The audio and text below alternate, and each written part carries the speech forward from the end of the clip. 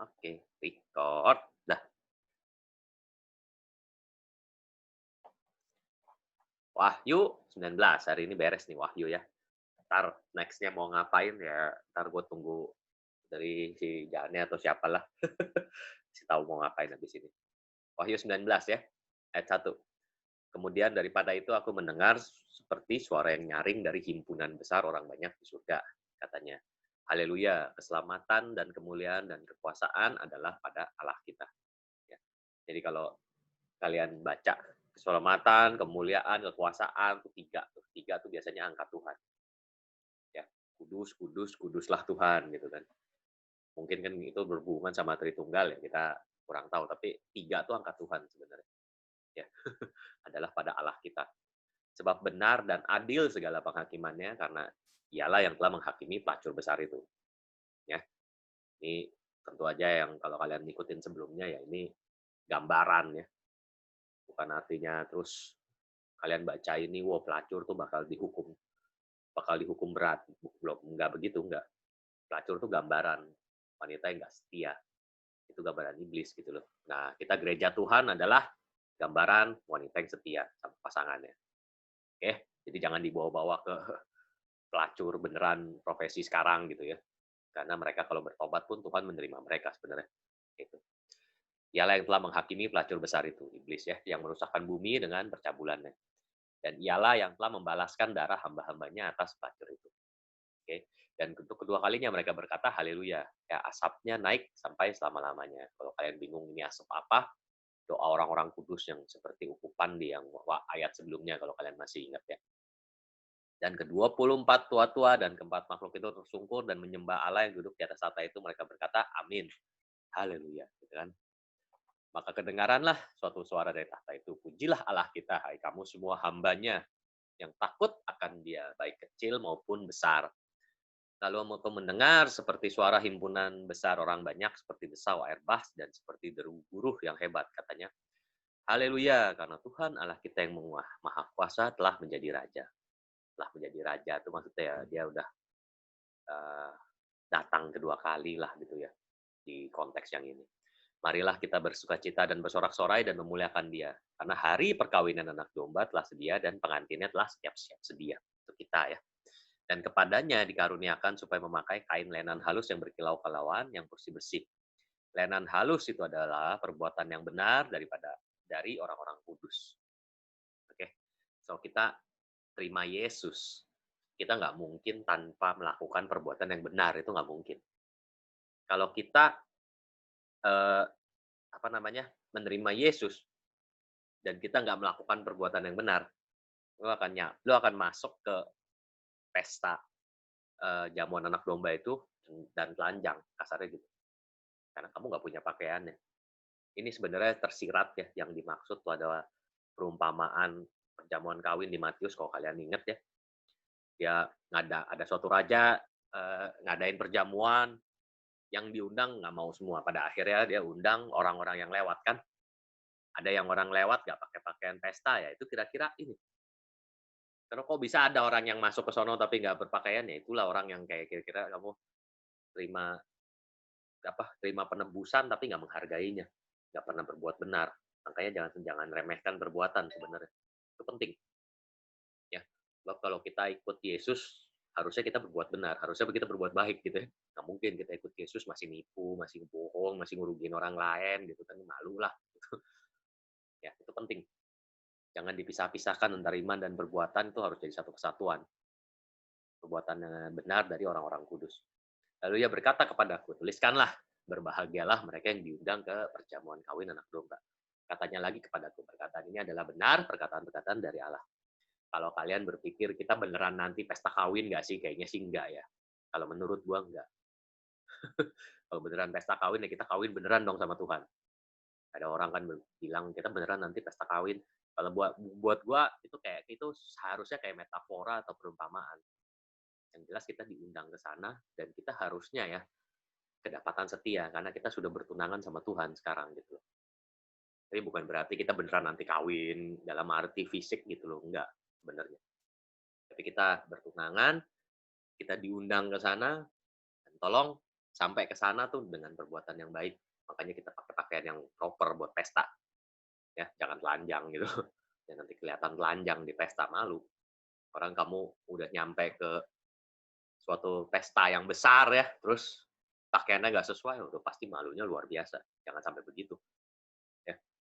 Karena orang-orang, kenapa kok begitu sih? Apakah Tuhan mempermalukan mereka? Sebenarnya enggak. Sebab sekarang nih kalau kita ngaku Kristen, tapi terus perbuatan kita tidak sesuai dengan Alkitab, kita sedang mempermalukan Tuhan. So itu layak sebenarnya hukuman itu buat kita gitu loh.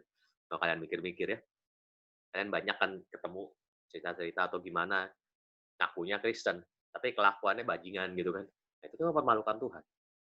Suatu saat dia akan begitu tuh, ya, itu pasti akan terjadi. Oke, maka tersungkurlah aku di depan kakinya untuk menyembah dia, tapi ia berkata kepadaku, janganlah berbuat demikian, aku adalah hamba, sama-sama dengan kau dan saudara-saudaramu yang memiliki kesaksian Yesus. Sembahlah Allah, karena kesaksian Yesus adalah roh nubuat. Maksudnya kesaksian Yesus roh nubuat tuh nubuat-nubuatan yang keluar harusnya tuh menuju ke arah Yesus. Dan nubuatan-nubuatan yang selama ini ada di perjanjian lama juga harusnya tuh semua tuh ngaju ke arah Yesus gitu loh. Ya, itulah fungsi utama nubuat untuk membuktikan bahwa dia tuh juru selamat Tuhan yang benar, ya. Malaikat nolak disembah, manusia nolak disembah. Kalau kalian Yesus disembah, dia nggak pernah nolak penyembahan itu. Makanya dia adalah Tuhan itu sendiri, bukan sekedar malaikat, bukan sekedar manusia gitu loh. Dia adalah Tuhan Allah itu sendiri. Itu dasarnya. Lalu aku melihat sorga terbuka. Sungguhnya ada seekor kuda putih yang menungganginya bernama Setia dan Benar, yang menghakimi dan berperang dengan adil. Mirip ya sama penunggang kuda yang sebelumnya kita lihat, gitu kan. Dan matanya bagaikan nyala api, di atas kepalanya terdapat banyak mahkota.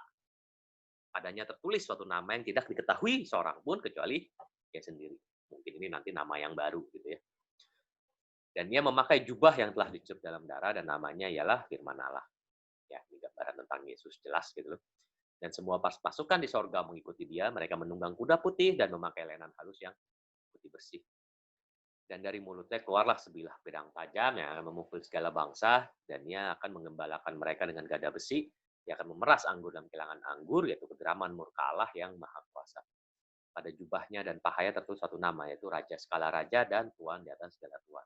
Tuannya Tuan majikan gitu lah ya, Tuan besar gitu. Lalu aku melihat seorang malaikat berdiri dalam matahari, dan ia berseru dengan suara nyaring kepada semua burung yang terbang di tengah langit. Katanya, marilah ke sini dan berkumpullah untuk turut dalam perjamuan Allah, perjamuan yang besar. Supaya kamu makan daging semua raja, dan daging semua panglima, dan daging semua pahlawan, dan daging semua kuda, dan daging semua penunggangnya, dan daging semua orang. 77 tuh. Baik yang bersemerdeka maupun hamba, baik yang kecil maupun besar gitu ya. Jadi kita merayakan kemenangan lah. Nanti kita beneran makan daging nggak? Ya belum. Gua rasa sih nggak. Gua rasa. Dan aku melihat binatang itu dan raja-raja di bumi, dan antara mereka telah berkumpul dan melakukan peperangan melawan penunggang kuda itu dan tentaranya. Maka tertangkaplah binatang itu, dan bersama-sama dengan dia nabi palsu yang telah mengadakan tanda-tanda di depan matanya. Dan dengan demikian yang menyesatkan mereka yang telah menerima tanda dari binatang itu, dan yang telah menyembah patungnya, keduanya dilemparkan hidup-hidup ke dalam lautan api yang nyala-nyala oleh belerang.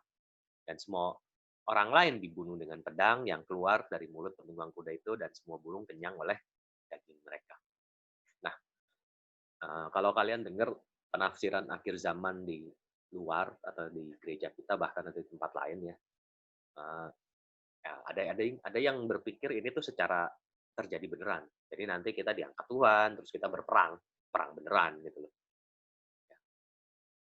Boleh aja silahkan berpikir begitu ya. Tapi kalau gue bilang ini sebenarnya cocok juga diterapkan dengan keadaan kita sekarang. Kalau kalian ngerasa nggak sih kita setiap hari berperang? Nggak gitu ya. Berperang, artinya gini loh, kita berperang melawan dosa, berperang melawan penyesatan. Ya. Kalau kalian benar-benar ikut Tuhan, gua rasa kalian kalian ngalamin itu. So nggak usah nunggu nanti perang. Sekarang pun gua rasa ya kalian berperang masing-masing. Ya nggak? Ya kan? Berperang sama diri sendiri, harus ngampunin orang yang bersalah sama kita. Berperang dengan diri sendiri, harus maafin dia walaupun kesalahannya besar sekali. Itu kan peperangan yang luar biasa. Ya, dan kita semua ngerti bahwa itu tuh terjadi dalam dunia ini. Nah, kalau gue bilang sebenarnya ini bisa juga udah terjadi sekarang. Tapi kalau nanti kalian percayanya nanti ini beneran perang fisik ke depan, ya seru juga lah, boleh juga.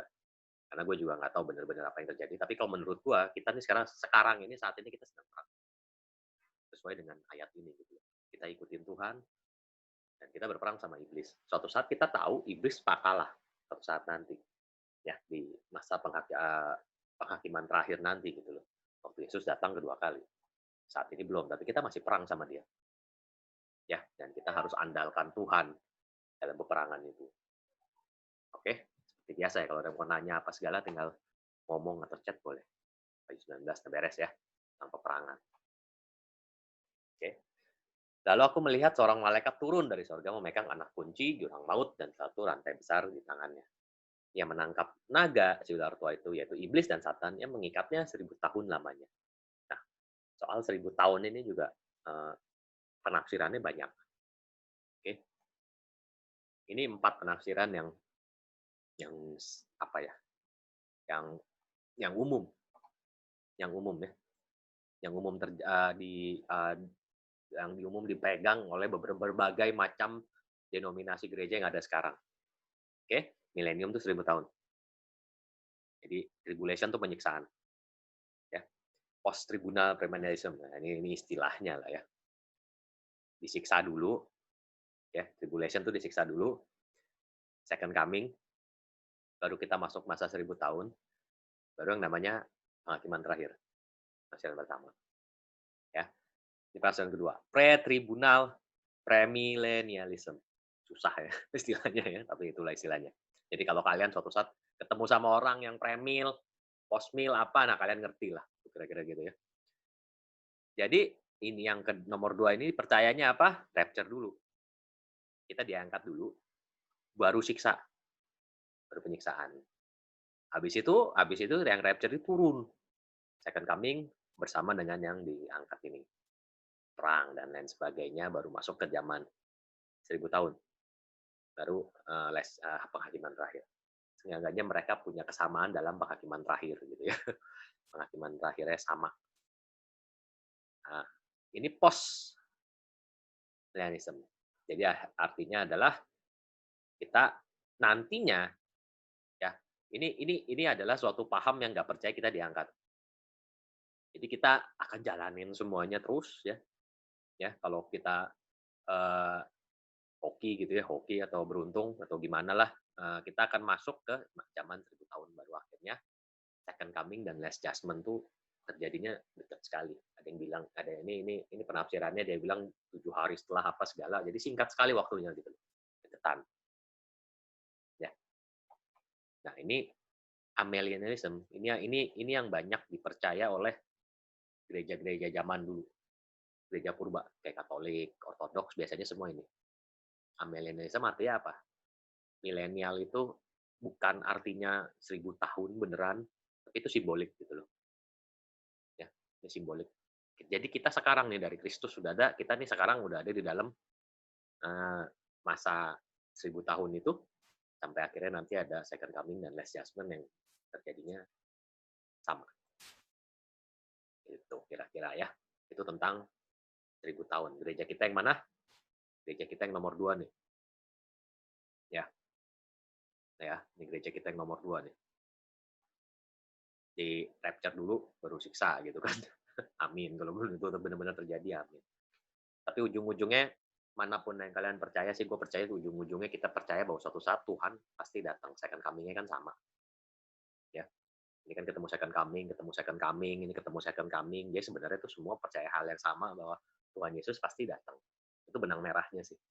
Dan gue yakin suatu saat akan terjadi Yesus datang, entah kita di rapture dulu, disiksa apa segala, itu nggak terlalu penting. Tapi kita harus yakin percaya Yesus datang menjemput kita. Dan kalaupun Yesus nggak datang secara fisik menjemput kita, kita meninggal pun kan Yesus menjemput kita. Sama aja gitu loh. Makanya kita harus berjaga-jaga.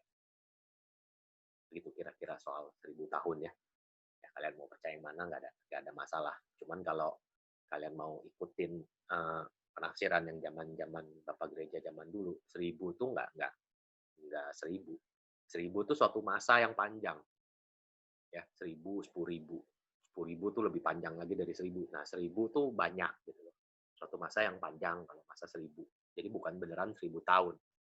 Ya, kalau 1.000 rebah di kiriku, ya itu bukan bukan beneran 1.000. Banyak yang rebah di kiriku, 10.000 sebelah kanan, lebih banyak lagi yang sebelah kanan. Nah, kira-kira begitu baca. Kalau 1.000. Tapi yang jelas, eh, satu hal yang kita bisa sepakat di sini adalah kita sedang menantikan Yesus datang lagi. Nah, itu yang lebih penting. Tolong itu yang dipercaya gitu loh. Soal nanti mau diangkat enggak, apa, nggak usah diperdebatkan lah kalau menurut gua ya. Yang jelas kita percaya Yesus akan datang menjemput kita suatu saat nanti. Entah itu umur kita putus, kebenaran jemput gitu kan. Lalu melemparkannya ke dalam jurang maut, menutup jurang maut itu dan memantraikannya atasnya supaya jangan lagi menyesatkan bangsa-bangsa sebelum berakhir masa 1.000 tahun itu. Kemudian daripada itu ya akan dilepaskan untuk sedikit waktu lamanya. Nah, jadi berdasarkan yang varian yang dipercayai orang ya kalau ada yang percaya rapture terus nanti di apa diikat gitu ya iblisnya nanti dilepasin lagi baru perang. Kira-kira varian-variannya begitu. Nah, kalau yang nggak percaya, kalau yang percaya kita sekarang udah di 1.000 tahun, ya sekarang iblis nih udah diikat gitu. Ya nanti di terakhir baru dilepasin dan kita akan perang sama dia. Nah, kira-kira begitu. Sama aja sebenarnya. Cuman cuman apa ya? Perbedaannya cuman di rapture-nya kapan aja gitu. Di akhir, di awal kah atau nggak ada sama sekali kah? Yang penting tapi Yesus pasti datang. Itu yang harus dipercaya. Lalu aku melihat tahta-tahta dan orang-orang yang duduk di atasnya, kepada mereka diserahkan kuasa untuk menghakimi. Ini kita ya, kita akan menghakimi bersama Yesus. Aku juga melihat jiwa-jiwa mereka yang telah dipenggal kepalanya karena kesaksian tentang Yesus dan karena firman Allah, yang tidak menyembah binatang itu dan patungnya, yang tidak juga menerima tandanya pada dahi dan tangan mereka. Dan mereka hidup kembali memerintah sebagai raja bersama-sama dengan Kristus untuk masa 1.000 tahun. Jadi untuk yang percaya saat ini belum 1.000 tahun, ya kita belum memerintah bersama Kristus. Yang percaya sekarang udah 1.000 tahun, ya sekarang mereka tuh udah memerintah bersama Kristus. Yang which is kalau misalkan kita pikir ya benar juga gitu loh. Kan kita sekarang sedang berusaha apa ya? Berusaha mempengaruhi dunia ini dengan Kristus gitu loh. Makanya gereja-gereja yang zaman dulu itu mereka benar-benar bikin kerajaan di bumi. Vatikan itu kan suatu kerajaan di bumi, kerajaan yang sebuah negara gitu ya, yang benar-benar bilang bahwa Yesus itu Tuhan. Mereka makanya tafsirannya begitu, mereka bikin yang seperti itu gitu. Yang which is sebenarnya kalau menurut gua nggak ada masalah gitu. Yang penting kan intinya kita percaya bahwa Yesus datang dan kita harus ngabarin Injil apa ya, seluas mungkin, sebanyak-banyaknya tanpa kenal lelah, apapun, dimanapun caranya. Nah itu, gitu loh. Ya, jadi benang merahnya di situ. Entah nanti yang benar yang mana ya kita lihat aja gitu ya. Kalau kalian mau mau mau pilih yang mana aja silahkan. Kalau gua nggak suka mempertentangkan tafsiran orangnya ya. Tapi satu hal yang gue yakin Yesus pasti datang, entah gimana pun ceritanya. Gitu. Oke, ya, kalau misalkan kalian percaya kita hidup bersama Tuhan, memerintah bersama Yesus sekarang, ya be like King gitu loh. Karena kita anak raja kan, gitu. Kalau kita anak raja, kelakuan kita nggak kayak dalam kerajaan sorga kan susah gitu loh, ya kan? Maka Yesus tuh di ayat kalau kalian baca di Matius atau di mana saya lupa ya, kerajaan sorga tuh udah datang kepadamu pada waktu Roh Kudus tuh Pentakosta pertama tuh datang. Itu tuh ada ayatnya kok. Jadi sebenarnya yang orang yang bilang kita nih sekarang udah di jalan di zaman 1.000 tahun itu ada dasarnya juga. Semua punya dasar, makanya kita nggak tahu yang mana yang benar-benar kejadian nantinya gitu. Ya, saya mengajak kalian untuk pikir terbuka ya. Kita nggak tahu yang mana yang benar, jangan persempit dulu kepada satu tafsiran gitu ya. Suatu saat nanti salah kan gimana nggak tahu gitu. Tapi buka aja semua pikiran dan percayalah bahwa Tuhan Yesus datang itu yang mesti dipegang supaya nggak ada perdebatan. Tapi orang-orang mati yang lain tidak bangkit sebelum berakhir masa yang 1.000 tahun itu. Inilah kebangkitan yang pertama. Nah, soal kebangkitan pertama ini, ya Yesus bilang begini ya, kamu nggak bisa masuk ke dalam kerajaan sorga kalau kamu nggak lahir baru. Nah, lahir baru itulah yang ditafsirkan sebagai kebangkitan pertama. So, kita nih harusnya nih, sekarang nih, kita udah mati harusnya. You know? Kita kan sering bilang kan kita harus mati buat dari diri kita sendiri, kita harus hidup buat Tuhan. betul ya? Nah, kebangkitan pertama itu sebenarnya, ngacunya ke situ. Ada yang berpikir kebangkitan pertama tuh ya nanti kita mati bangkit lagi, bangkit terus kita turun perang. Nah, itu ya itu boleh juga sih. Tapi kalau gua berpikirnya kebangkitan pertama itu adalah sekarang nih, kamu tuh harusnya udah mati dan udah bangkit bersama Kristus. Dengan cara kamu ikut Dia, gitu loh. Itu yang disebut kebangkitan pertama. Makanya Yesus bilang kalau nggak lahir baru, kamu nggak bisa nanti mah nikmatin yang kebangkitan yang keduanya gitu loh. Ya, itu menurut saya kebangkitan pertama. Berbahagialah kuduslah yang mendapat kebahagiaan dalam kebangkitan pertama, ya, kebangkitan pertama itu akhirnya kita lahir baru sekarang, kita sudah jadi manusia baru. Kematian yang kedua, nah ini kematian ada kematian kedua dan kematian pertama. Kematian kedua itu tuh adalah yang nanti yang kekal, yang masuk neraka. Gitu. Tidak lagi berkuasa atas mereka, tapi mereka akan menjadi imam-imam Allah dan Kristus. Mereka akan memerintah sebagai raja bersama-sama dengan Dia 1000 tahun lamanya. Ya, ya tafsirannya tergantung yang 4 tadi. Nanti kalian bisa pikir-pikir sendiri kira-kira masuk kok. Kalau kalian mau masukin kemana juga tuh masuk. Nah, baru ini di sini kira-kira penafsirannya sama semua gitu ya. Setelah masa 1000 tahun itu berakhir, iblis dilepaskan dari penjaranya. Nah, ini second coming dan last judgment. Ya, kalau second coming-nya udah di depan ya udah. Yang jelas iblis dilepaskan dari penjaranya, dia akan diperangi, dia akan kalah dan itu adalah penghakiman terakhir buat iblis. Itu kira-kira. Dan dia akan pergi menyesatkan bangsa-bangsa ke 4 penjuru bunyi, Gog Magog, mengumpulkan mereka untuk berperang. Oke, jumlah mereka sama dengan banyaknya pasti di laut. Entah ini perang beneran atau perang nanti dalam roh atau sekarang perangnya, ya itu bisa ditafsirin beda-beda. Maka naiklah mereka ke seluruh dataran bumi mengepung perkemahan tentara orang kudus itu dan kota yang dikasihi itu di Yerusalem ya, kota yang dikasihi itu penafsirannya. Tapi dari langit turunlah api menghanguskan mereka. Dan iblis yang menyesatkan mereka dilemparkan ke dalam lautan api dan berelang, tempat binatang dan nabi palsu itu mereka disiksa siang malam sampai selama-lamanya. Iblis ujung-ujungnya pasti kalah perang. Lalu aku melihat suatu tahta yang besar dan dia yang duduk di atasnya, dari hadapannya lenyaplah bumi dan langit dan tidak ditemukan lagi tempatnya. Jadi bumi dan langit yang pertama yang sekarang ini hancur. Kira-kira begitu. Aku melihat orang-orang mati besar kecil berdiri di depan tahta itu, lalu dibuka semua kitab, dibuka juga kitab lain yaitu kitab kehidupan. Orang yang mati dihakimi menurut perbuatan mereka berdasarkan apa yang tertulis di dalam kitab-kitab. So, ini penghakiman terakhir. Ya. Dan penghakiman terakhir, kitabnya nggak cuma satu, dibuka semua kitab. So, makanya gini loh, kalau kalian ditanya ya, agama lain masuk surga nggak? Oke, kalau zaman dulu tuh, gue diajarinnya cuma Kristen yang masuk surga, di luar Kristen udah pasti mati, masuk neraka lah, kan gitu. Gitu ya. Tapi, nah, gue pelajarin ayat ini, banyak hasil diskusi, bahwa nanti kamu penghakiman terakhir pun punya banyak kitab. Kalau gue bilang gini, kita harus nginjil tetap Yesus gitu ya semua. Tapi kalau ada yang ngerasa dia pengen nyampe surga tanpa Yesus, kalau menurut gue, baik, biarin aja. Suatu saat pun kitabnya dia gue yakin akan digunain buat menghakimi dia. Itu yang gue percaya. So dalam semua kitab kan ada cara-cara buat menuju surga, ya kan?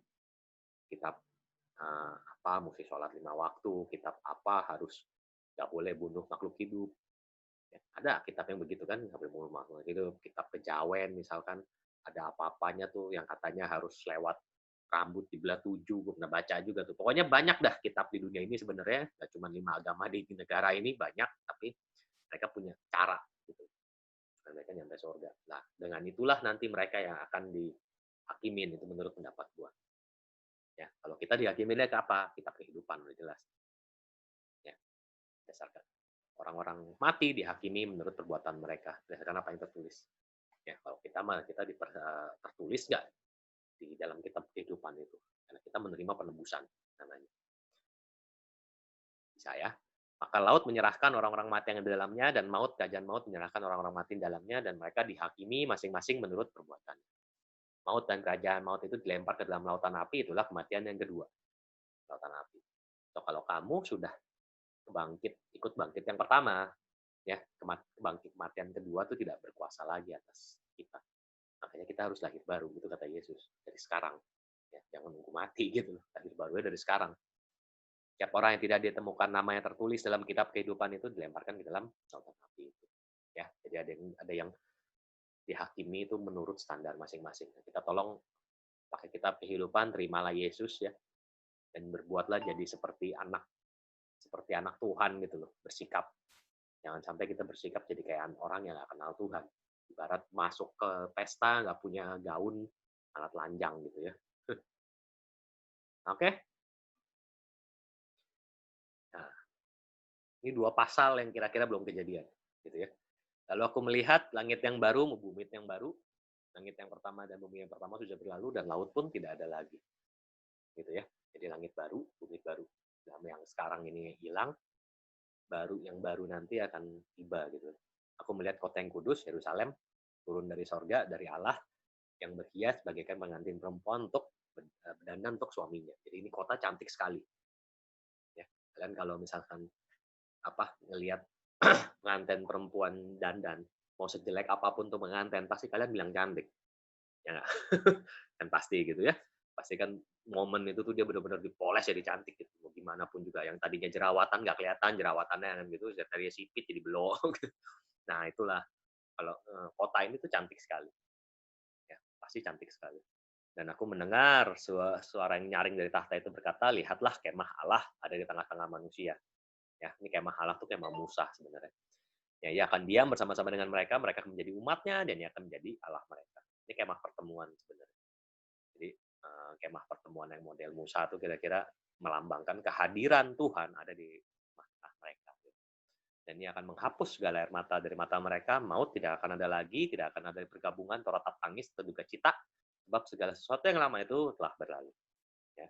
Yang duduk dari saat itu berkata, lihatlah, menjadikan segala sesuatu baru.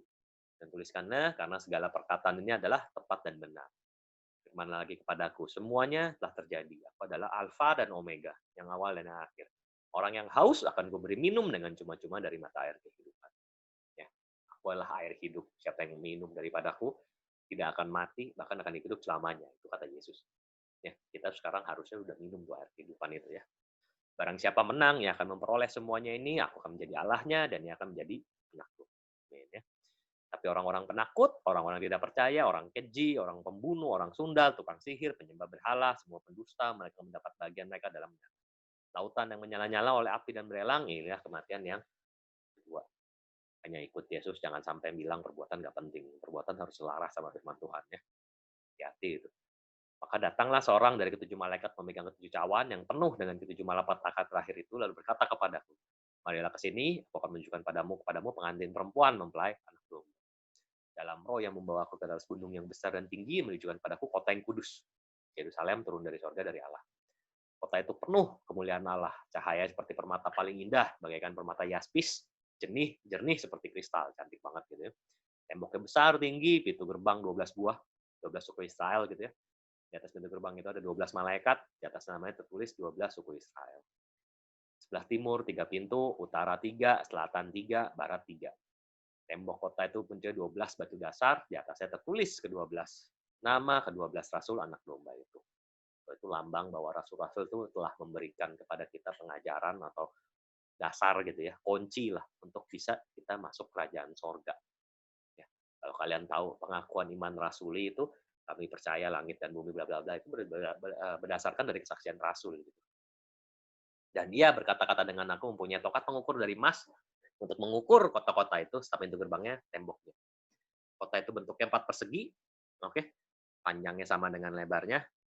Nah, mengukur kota itu 12.000 stadia, panjang lebarnya dan tingginya sama. Ya, kalau kalian pernah ingat, gue pernah jelasin, ini bisa dihitung. Ya, mengukur tembok 12.000 stadia, panjang, lebar, tinggi sama, ingetin tuh ya. Oke, 12.000 stadia. Ini kalau mau tahu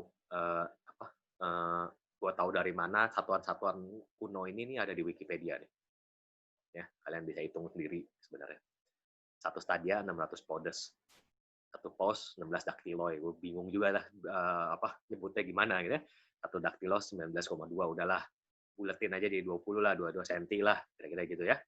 Maka satu stadia itu 192 meter. Oke, satu stadia 192 meter. 12.000 stadia tuh stadion ya sebenarnya. Stadia tuh akar kata stadion. Jadi kalau kalian lihat Gelora Bung Karno ya segitulah kira-kira tuh. 12.000 kali 162. 2.300 kilometer. Ya, 2.300 kilometer itu apa, info aja, Pulau Jawa aja panjangnya cuma 1.000 kilometer. Jadi ini kotanya aja 2 kali Pulau Jawa, kira-kira gitu. Bayang ada kota yang panjangnya 2 kali Pulau Jawa. Ya, bayangin dulu tuh. Ya, luasnya kan panjang kali lebar kan, 2.300 kali 2.300 nih. 5.300.000 kilometer persegi, atau nih meter perseginya nih, gimana nyebutnya gue bingung. Jadi banyak, udah apa, gede sekali lah kota ini. Kalian nanti pikirin planet buminya kayak gimana gitu ya, kotanya aja udah segede ini. Itu mungkin udah kayak Jupiter nanti gitu ya.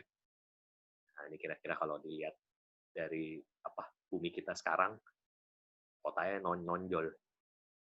Kotak nih kira-kira. Ini apa, skala asli ya. Ada orang yang bikin gitu loh. Skalanya asli. Oke. Itu kalau mau iseng, mau ngitung ya. Nanti kalian bisa baca aja blog gua kalau misalkan masih ada yang penasaran.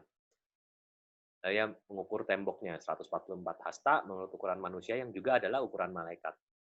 Ya, kenapa jadi kita bisa hitung? Karena ukuran malaikat sama ukuran manusia itu sama. Makanya kita bisa hitung tadi tuh. Untungnya sama, jadi nggak pusing kita. Tembok itu terbuat dari permata jaspis, kota itu sendiri mastulen, bagaikan kaca murni. Dasar-dasar kota tembok itu dihiasi dengan segala jenis permata, jaspis, nilam, mirah, zamrud. Wah, pokoknya yang bagus-bagus dah. Dasar kelima unam, sardis, ratna cempaka yang batu kayak gimana juga gua nggak tahu itu ya. Batu beril, krisolit, krisopas, lazuardi, batu kecubung. Tapi kalau kalian nanti baca terjemahan Inggrisnya mungkin lebih familiar. Ini sebenarnya emerald, sapphire, onyx, ya. Ya itu kira-kira itulah. Bahasa Indonesianya emang rada aneh. Tapi kalian nanti baca bahasa Inggrisnya mungkin bisa lebih ngerti itu batu-batu apa gitu. Dan ke-12 pintu gerbang itu ada 12 mutiara. Setiap pintu gerbang satu mutiara. Bayangin tuh. Mutiara cuma segede kelereng aja itu udah mahalnya luar biasa. Ini pintu gerbang kota segitu gedenya, mutiara satu biji gitu ya. Itu dijual bisa buat kita seumur hidup. Hidup nggak usah kerja lagi gitu ya. Jalan-jalan kota itu emas murni bagaikan kaca bening. Aku tidak melihat bait suci dalamnya. Sebab Allah Maha Kuasa adalah bait sucinya. Udah nggak perlu lagi. Allah dia ada di mana-mana gitu ya. Dan kota itu tidak memerlukan matahari dan bulan untuk menyinarinya, sebab kemuliaan Allah meneranginya, dan anak domba itu adalah lampunya. So, konsep hari udah nggak ada lagi di sini. Terang terus. Ya, hari itu cocoknya cuma di bumi ini. Satu jadilah petang, jadilah pagi, itulah hari pertama. Ya, kira-kira begitu. Kalau nanti udah di sono udah nggak ada hari lagi. Ya. Makanya kalau kalian baca di tentang Ayub ya, Ayub tuh ayatnya jelas bilang begini, pada suatu hari datanglah iblis menghadap Allah dan juga anak-anak Allah. Pada suatu hari itu pasti tempatnya di bumi. Oh, iblis ketemu Allah itu bukan di sorga, pasti di bumi. Udah pasti itu. Ya, karena dia udah diusir dari sorga, ngapain dia mesti dipanggil ke sorga lagi gitu. Kira-kira begitu. Bangsa-bangsa berjalan dalam kemuliaan cahayanya, raja-raja di bumi membawa kekayaan mereka kepadanya. Itu pintu gerbangnya tidak akan ditutup pada siang hari, malam tidak ada lagi di sana. Kekayaan dan hormat bangsa-bangsa akan dibawa kepadanya. Tapi tidak akan masuk ke dalamnya suatu yang najis atau orang yang melakukan kekejian dusta, tapi hanya mereka yang namanya tertulis dalam kitab kehidupan anak domba itu. Ya, semoga itu kita semua. Pasal terakhir. Oke, masih pada hidup ya. Lalu ia menunjukkan kepadaku sungai air kehidupan yang jernih bagaikan kristal mengalir keluar dari tahta Allah dan tahta anak domba itu. Di tengah-tengah jalan kota itu seberang menyeberang sungai itu. Jadi di belah sungai gitu ya. Seberang-seberangannya pohon kehidupan. Berbuah 12 kali tiap bulan sekali. Nanti makanan kita juga tuh. Ya. Daun pohon-pohon itu dipakai untuk menyembuhkan bangsa-bangsa. Nah, ini dasar ya bahwa selama ini kan kita selalu berpikir nanti di sorga tuh ada yang bilang cuma nyanyi doang. Oh, siang malam pokoknya kita nyanyi doang, nyembah Tuhan. Jadi kalau lu sekarang nggak suka nyembah, ya nanti lu ngapain di sorga? Pernah dengar kan gitu? Nah, kalau kalian baca Alkitab ya, sebenarnya ya penyembahan salah satunya.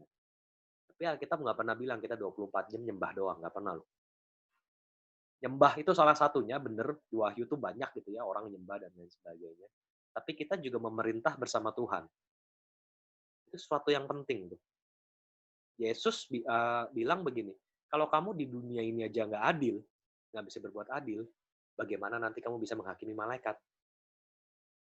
Ya. Jadi jangan pernah di dunia ini cuman bisa nyanyi doang, itu nggak baik. Bukan gue bilang nyanyi itu buruk, ya bukan. Atau nyembah itu buruk, nyembah dalam bentuk nyanyian maksudnya ya. Tapi kalau kalian cuman bisa itu doang, barangkali nanti kalian nggak betah di sorga. Kalau gue berani ngomong begitu. Karena gue yakin di sorga nanti, kita tetap akan menghakimi secara adil. Makanya di sini, saat kalian nanti di bumi sekarang ini, berusahalah kalian berlaku adil, itu penting. Penting, memutuskan perkara adil, jangan berat sebelah. Ya. Sebab nantinya kita tuh dipercaya jadi hakim di bumi baru, menghakimi, menghakimi malaikat. Kalau kamu sekarang aja nggak bisa mengambil keputusan adil, nggak pernah pakai otak lu buat mengadili orang atau berpikir atau memutuskan perkara yang baik demi Tuhan gitu loh, itu bahaya gitu loh, ya. Dan ini jelas ada daun dipakai untuk menyembuhkan bangsa-bangsa. Mungkin ada penyakit juga di situ ya, nggak tahu kita juga. So yang jelas nggak cuma nyanyi gitu loh, nggak cuma nyembah. Makanya jangan jangan cuma bisanya itu. Tolong lakukan kebenaran gitu ya. Tolong lakukan kebaikan yang itu adil. Tolong jangan sampai kita hidup di gereja tapi nggak adil, itu bahaya. Jangan sampai tuh. Ya, kita harus usahakan keadilan, kedamaian dan lain sebagainya. Oke? Seimbanglah jadi anak Tuhan gitu. Maka tidak akan ada lagi laknat, tahta Allah dan tahta anak domba, dan di dalamnya hamba-hamba akan beribadah kepadanya. Mereka akan melihat wajahnya dan namanya tertulis di dahi mereka. Namanya yang baru ya. Mungkin bukan Yesus lagi. Gitu ya. Apalah arti sebuah nama. Itu yang diucapkan Yesus, Allah ya, waktu Musa tuh nanya kepada Allah gitu. Siapa namamu Allah? Aku Allah aku. Jadi sebenarnya nama buat dia mungkin nggak penting, kira-kira begitu. Namanya berubah-ubah terus kok. Oke, dan sekarang kita diberikan nama Yesus, pakai itu. Jangan jangan cari yang lain-lain lah, gitu kira-kira. Dan malam tidak akan ada lagi di sana, mereka tidak memerlukan cahaya lampu dan cahaya matahari, sebab Tuhan Allah akan menerangi mereka dan mereka akan memerintah sebagai raja sampai selama-lamanya. Kalau memerintah, mestinya ada yang diperintah gitu ya, mestinya. Kalau ngapain memerintah siapa gitu. Nah, pemerintahnya siapa ya? Gue belum bisa jawab secara pasti. Ada yang bilang nanti di sini Tuhan ciptain manusia lagi untuk kita perintah. Ada yang bilang begitu, gitu ya. Siapa tahu? Siapa yang bisa melarang dia nyiptain suatu manusia baru lagi? Nggak ada. Sebenarnya ya. Siapa tahu buminya berulang lagi, isi manusia baru lagi, misalkan gitu ya, misalkan. So, kalau kalian ngerti firman ini, meskipun besok kalian tahu persis Tuhan datang ya, kalian nggak akan berhenti bekerja buat dia gitu. Kenapa ada sekumpulan orang atau orang yang kalau Tuhan Yesus besok datang, ngapain gua kerja lagi hari ini? Salah. Ya. Karena itu berpikirnya nanti di sorga cuma nyanyi doang. Makanya kalau besok Tuhan Yesus datang, kita hari ini nyanyi aja terus. Nah, itu salahnya tuh. Tapi kalau kalian tahu di surga nanti, di bumi baru nanti ada pekerjaan, ada beberapa hal yang kita mesti lakukan, pemerintah dan lain sebagainya, tuh kalian akan terus bekerja sampai Tuhan datang. Gitu loh. Ya, jangan sampai kalian dapat penafsiran yang bilang, udah kalau besok Tuhan datang misalkan ya, nggak usah kerja lagi, ini jangan, hati-hati tuh. Bahaya. Sebab nantinya pun kita bekerja kok. Pemerintah itu kan bekerja. Ya, mengadili itu kan bekerja. Pemerintah bersama Tuhan tuh jelas bekerja. Jangan jangan pernah lelah bekerja buat Tuhan. Sebab Yesus pun bekerja sampai sekarang kan, gitu kan firman-Nya kan. Ya kan? Perkataan ini tepat dan benar, Tuhan Allah akan memberi roh pada para nabi, telah mengutus malaikatnya untuk menunjukkan pada hambanya yang harus segera terjadi. Sesungguhnya aku datang segera. Berbahagialah orang yang menuruti perkataan-perkataan nubuat kitab ini. Dan aku Yohanes, akulah yang telah mendengar melihat semuanya itu, dan setelah aku mendengar dan melihatnya, aku tersungkur di depan kaki malaikat yang telah menunjukkan semuanya itu kepadaku untuk menyembah. Dia berkata kepadaku, jangan berbuat demikian, aku adalah hamba. Jadi malaikat itu juga hamba. Gitu. Sama seperti engkau dan saudara-saudaramu, para nabi, dan mereka semua yang menuruti segala perkataan kitab ini. Sembahlah Allah. Cuma dia yang bisa disembah. Lalu yang berkata kepadaku, jangan memateraikan perkataan nubuat dari kitab ini, sebab waktu sudah dekat. Oke, jadi ini sudah terbuka untuk semuanya, dan tentu saja orang yang dekat sama Tuhan lah yang akan ngerti gitu. Barang siapa berbuat jahat, biarlah terus berbuat jahat. Barang siapa yang cemar, biarlah ia terus cemar. Barang siapa benar, biarlah ia terus berbuat kebenaran. Barang siapa yang kudus, biarlah ia terus menguduskan diri. Oke? Jadi orang Kristen nggak bisa dipaksa-paksa. Kalian nggak bisa pakai prinsip kalian ke orang lain. Kalian nggak bisa nyuruh berhenti mencuri kepada orang yang emang pengen nyuri gitu ya. Firman Tuhan tuh bilang kalau saat-saat begini kan dunia makin jahat dan lain sebagainya, maka ya udahlah. Yang jelas kita harus makin hari semakin seperti Kristus. Itu penting. Kita harus semakin hari semakin kudus. Kita harus semakin hari semakin menguduskan diri kita. Jangan semakin hari malah makin jadi serupa dunia, kira-kira begitu. Sesungguhnya aku datang segera membawa upahku untuk membalaskan kepada setiap orang menurut perbuatan. Termasuk kita tuh. Ya. Jangan dikira kita perbuatan jelek asal iman kita benar terusnya. Nggak mungkin. Sebab kalau iman kamu benar, perbuatan kamu pasti benar. Nggak mungkin pertentangan itu. Aku adalah Alfa dan Omega, yang pertama dan kemudian, yang awal dan yang akhir. Berbahagialah mereka yang memasuh jubahnya. Mereka akan memperoleh hak membasuh jubahnya dalam darah Yesus. Kan gitu. Mereka akan memperoleh hak atas pohon-pohon kehidupan dan masuk melalui pintu-pintu gerbang ke dalam kota itu. So mungkin ada yang nanti nyampe ke langit bumi baru, tapi terus nggak boleh masuk. Siapa tahu. Ya nggak sih? Anjing-anjing, tukang-tukang sihir, orang sundal, orang-orang pembunuh, penyembah berhala, dan siapa orang mencintai dusta dan melakukannya tinggal di luar. Nah, loh, kok masih ada orang yang berbuat dosa? Kira-kira gitu kan? Seru toh? Ya, kalau dibedah tuh sebenarnya kita bisa berpikir panjang, kita berpikir bahwa Wahyu ini pun bukan akhir dari segalanya gitu loh.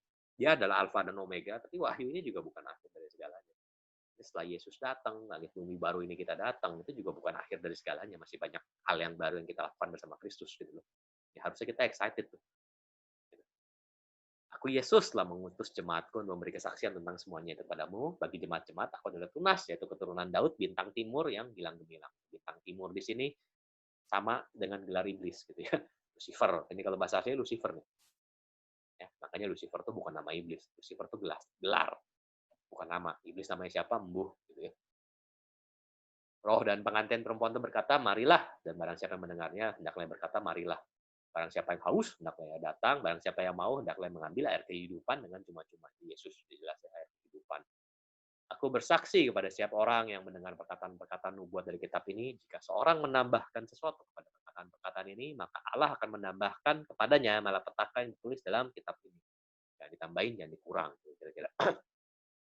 Dan jikalau seorang mengurangkan sesuatu dari perkataan-perkataan kitab nubuat ini, maka Allah akan mengambil bagiannya dari pohon kehidupan dan dari kota kudus, seperti yang tertulis di dalam kitab ini. Ia yang memberi kesaksian tentang semuanya ini berfirman, ya, aku datang segera. Amin. Datanglah Tuhan Yesus. Kasih karunia Tuhan Yesus menyertai kamu sekalian. Amin. Beres Wahyu. Masih pada hidup? Ada yang mau tanya? Kan? Ada si Alvin. Silakan kalau ada yang mau tanya. Kalau enggak udah beres tuh. Udah paham belum? Mana gerak?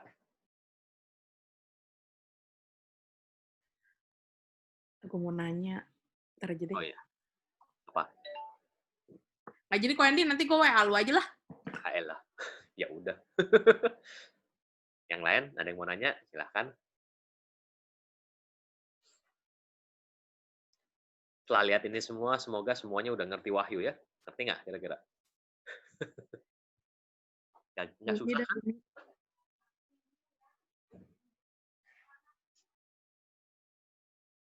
Nah, oke. Dah. Kalau nggak ada yang nanya, kita sudahi. Kita berdoa tutup. Minggu depan lanjut apa kok Andy? Balik ke itu kejadian? Terserah nih, gue nggak tahu. Apa lanjut itu? Gue belum tahu nih. Mau lanjut apa enggak. Kalau emang mau lanjut ya paling gue mulai dari kisah para rasul sih. Oh. Nanti habis kisah para rasul beres, Yohanes. Kalau gue dibawain baca urut tuh gitu tuh. Karena Matius, Markus, Lukas, Yohanes tuh sebenarnya mirip. Yohanes yang paling yang paling beda. Makanya habis itu masuk ke kisah rasul dulu, berhenti Yohanes. Ya, kalau kalian ngikutin terus sebenarnya semua akan dibaca. Yang penting perjanjian baru dulu. Perjanjian lama soalnya nggak lebih panjang sebenarnya. Hampir mustahil untuk kita membuka perjanjian lama karena udah banyak, terus dia banyak sekali yang bisa ditelaah sebenarnya perjanjian lama. Nggak kayak perjanjian baru. Perjanjian baru tuh lebih banyak pengajaran, makanya lebih gampang. Kalau perjanjian lama tuh kesaksian orang, kehidupan Iya, orang. dan perjanjian lama lebih banyak bahas nama orang, gue sampai puyeng sendiri bacanya Betul. udah. Oh. Tuh Makanya si tuh Janet penting tuh ini, ya. Kenapa sih Janet? itu di chat. Oh, oh iya, chat. Sorry ya. Bukan Wahyu. Kejadian 18 ayat 1 sampai 2. Abraham menampakkan diri di Mamre, 3 orang berdiri ya. Oke. Ini tuan-tuan maksudnya Tuhan menjelma, ya kira-kira begitu. Jadi itu ini yang dipercaya adalah teofaninya Tuhan Yesus. Teofani itu jadi gimana ya? Apa sih bahasa Indonesia teofani? Gue bingung. Jadi Yesus kan saat itu belum jadi manusia. Nah ini Yesusnya nih. Kira-kira begitulah. Dan dia datang kepada Abraham sama 2 malaikat. So kalau kalian dia di perjanjian baru ya, kayak Musa lah. Musa di padang gurun dia ya. Ada satu pribadi yang begini, yang dia ketemu mau bertemu muka sama muka sama itu nggak boleh, mati. Ya kan? Tahu kisah itu ya. Musa ngomong, Tuhan biarlah aku mau bertemu denganmu. Nggak bisa, kamu kalau ketemu saya mati. Kamu boleh lihat saya tapi cuma belakangnya doang. Satu kan. Nah ada lagi satu pribadi bilang begini, aku mengenal Musa, hambaku itu, muka berhadapan dengan muka. Nah, kan bingung nggak? Yang satu bilang, nggak boleh dilihat. Yang satu bilang, gue ketemu muka dengan muka. Nah, itu Tritunggal sebenarnya. Allah Bapa, Allah Putra, Allah Roh Kudus. Kalau Roh Kudus tuh yang ada tua-tua 72 tua-tua Israel dikuasai Roh Kudus. Nah, itu Allah Roh Kudus. So ini tuh Tuhan Allah sendiri lah. Yesus lah. Kalau gue boleh jawab. Gitu.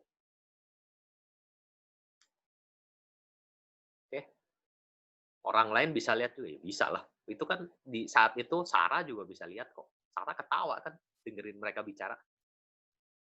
Jadi kalau apa ya? Mereka datangnya bukan kayak hologram gitu loh. Tahu ya, ngerti hologram ya. Karena dia kan bisa ngomong dan mereka bisa makan. Ya kan? Dan Abraham kan ngasih makanan ke mereka dan mereka makan. So mereka kalau tebakan gue tubuh kemuliaan sama nggak sama darah daging kita mungkin beda. Mereka punya tubuh kemuliaan dan kita kan juga nanti akan diubah jadi tubuh kemuliaan gitu loh. Ya, tapi mereka bukan kayak hologram gitu, bukan kayak hantu gitu. Tembus pandang atau cuman Abraham doang yang bisa lihat sih enggak. Gitu. Orang lain bisa lihat. Ya, itu tuh. Jawab ya, Nek. Cukup. Jadi itu emang Tuhan sendiri, Yesus lah. Gitu. Ya, nggak usah pusing sebenarnya banyak kok yang begitu. Di perjanjian lama tuh beberapa begitu. Siapa Yakub bergulat sama malaikat Tuhan itu pun rasanya Yesus. Tahu ya kejadian itu ya, dia bergulat beneran loh itu. Oh, gulat kenapa? Pokoknya gini, berkatin gue gitu. Pegang tuh orang tuh. Dia kan kira kata kasarnya kan Yakub tuh lihat Allah lewat depan dia. Gimana dia tahu dia Allah atau bukan setan ya nggak tahu juga gue. Tapi begitu dia lihat dia terkam gitu orangnya kira-kira. Dipegang. Pokoknya berkatin gue sebelum pergi gitu. Kira-kira tuh. Ya kan bisa dipegang berarti, bisa dipegang, bisa dirasain ya. Bahkan orang itu bisa getok lututnya Daud kan, lututnya Yakub, makanya Yakub terplecok gitu loh, jalannya pincang sejak saat itu. Tapi gara-gara itu dia dapat berkat dari Tuhan. Nah itu dia, kamu bisa tahu itu Tuhan ya. Gua yakin sih kalau dia nggak intim sama Tuhan dia nggak akan tahu itu Tuhan. Kalau orang nggak intim sama Tuhan ngeliat itu kabur gitu kan, karena dia intim sama Tuhan lah. Makanya dia ngerasa itu Tuhan. Abraham pun gitu loh. Abraham kalau lu baca itu kan stranger, orang asing gitu loh. Tapi begitu orang itu lewat, Abraham langsung sujud kepada mereka. Coba bayangin, dari mana dia tahu itu Tuhan? Yang lain nggak, bukan, pasti hubungan pribadi. Nanti nih suatu saat nih ya. Ini buat kita semua nih. Suatu saat kalau Tuhan beneran hadir di depan kita ya, saat ini aja, lu kabur apa lu deketin? Lu jawab masing-masing dah ya. Coba pikir aja. Tuhan beneran datang nih. Yesus, Tuhan Yesus nih. Depan mata kita. Blok. Deketin kabur.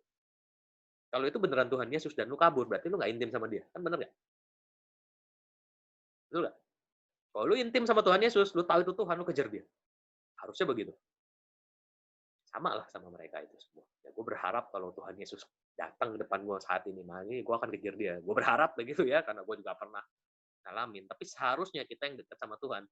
Tuhan Yesus, kita selama ini kita nyembah dia kok. Selama ini kita lakukan sesuatu semua buat dia kok. Tiba-tiba dia datang, lu kabur. Nah, kacau kan? Gitu. Itu pertanyaan yang cuma bisa dijawab masing-masing. Jangan sampai kita yang kabur kalau pas Tuhan Yesus datang. Gitu. Makanya ginilah, Tuhan Yesus datang kedua kali itu bukan hal yang harus lu pikirkan, bukan hal yang harus lu takutin, bukan hal yang harus lu tunggu-tunggu selama lu beneran intim sama Tuhan. Ya nggak? Nanti kalau Tuhan Yesus tuh datang beneran, orang yang nggak kenal dia pasti takut. Ya nggak sih? Takut lah. Siapa tuh gitu kan? Wih, gila jenggotan gitu. Oh, kita kan udah tahu. Kita lihat dia dari jauh, itu Yesus. Makanya jauh lebih baik kamu berjaga-jaga, kamu intim sama Tuhan daripada nunggu-nunggu gitu ya kapan Tuhan Yesus datang. Ntar kalau dia datang beneran dan lu nggak intim, itu tuh takut yakin. Ya kan? Lihat Israel. Mau dibawa ketemu Tuhan, baru di kaki gunungnya aja lihat gunung guntur gitu ya, awan gelap guntur, jeger-jeger. Oh Tuhan, lu Musa lu aja dah. Gua nggak mau takut. Itu tanda nggak intim. Gitu loh. Hati-hati itu. Kalau kita sampai takut, cek aja diri kita masing-masing. Kalau kita tahu beneran Tuhan, kita ketemu Tuhan sekarang tuh, kita takut apa kita senang? Kalau takut kan berarti masih banyak dosa lu. Kira-kira gitu kan? Takut ketemu Tuhan, masih banyak kesalahan. Itu bahaya tuh. Ya, bertobat gitu. Ya, pertanyaan yang bagus. Relate juga dengan apa yang kita bahas sekarang. Kira-kira ada lagi pertanyaan lagi? Masih renungin masing-masing tuh ya. Kita beneran takut untuk kita beneran seneng lihat Tuhan hari ini. Kita peluk dia atau kita kabur. Ada lagi? Silakan. Yang mau tanya? Mau nggak kita tutup doa? Ini website IKM siapa sih? Dika ya? Yoi. Yoi. Nanti lihat ininya aja. Lihat apa? Rekaman. Ya, kalau ada yang mau tanya silakan. Udah beres Wahyu. Harusnya udah pada ngerti semua lah soal Wahyu. Udah jago.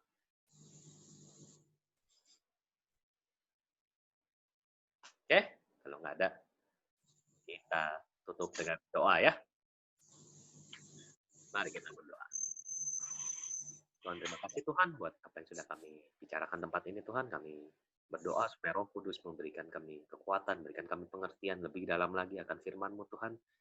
Dan kami berdoa supaya kami semua yang ada di sini, teman-teman kami, keluarga kami semuanya Tuhan, pada waktu kami bertemu dengan-Mu, kami nggak takut Tuhan. Kami akan berlari, kami akan memeluk Engkau Tuhan. Terima kasih Tuhan, kami serahkan semuanya kehidupan kami hanya ke dalam nama-Mu. Dalam nama Yesus kami berucap syukur, haleluya. Amin.